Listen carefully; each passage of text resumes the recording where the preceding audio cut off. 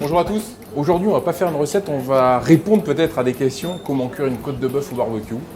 On est toujours dans mon grill. C'est un bœuf noir de Baltique qu'Olivier Metzger me fournit. C'est quelque chose d'assez incroyable. C'est gras, c'est persillé, mais l'important c'est de savoir bien le cuire. On va se couper une bonne tranche, enlever un petit peu de gras, nettoyer derrière. Et répondre à une question sur la cuisson du bœuf, comment on le cuit. Est-ce qu'on le sale avant, après, pendant? Moi, simplement je le sale avant. Donc on va prendre du sel fin, et suivant l'épaisseur, il faut le saler abondamment. Parce que pour saler une côte de bœuf comme ça, on va la saler de partout, même le faire pénétrer un petit peu.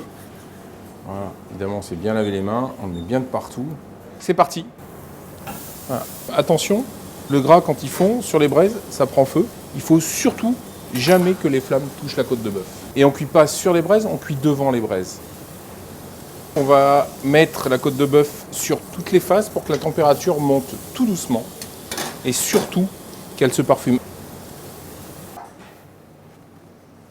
Ça y est, elle est cuite. Alors comment on vérifie la cuisson? Vous avez vu, la côte de bœuf, elle est caramélisée, elle est juteuse, parce qu'en fait, on a mis le sel avant. Je l'ai salé au sel fin, c'est volontaire. Là, vu la résistance, on voit que la côte de bœuf est saignante. On l'a laissé reposer autant de temps qu'on l'a fait cuire. C'est-à-dire, elle a cuit 15 à 20 minutes, on la laisse reposer 15 à 20 minutes. À la fin, on repoudre. Alors ça, c'est du sel minéral, mais on peut mettre de la fleur de sel. Et le poivre. Le poivre, toujours à la fin. Pourquoi? Parce que le poivre, sinon, il va brûler. On a envie de garder le bon goût de poivre frais. On est assez généreux. Et là, on a un développement aromatique entre le poivre, le caramélisé de la côte de bœuf qui est assez incroyable. C'est pas une recette très compliquée, mais c'est la petite clé pour réussir une belle cuisson, que ce soit au grill, au barbecue, en ces périodes estivales où on a envie de changer de cuisine.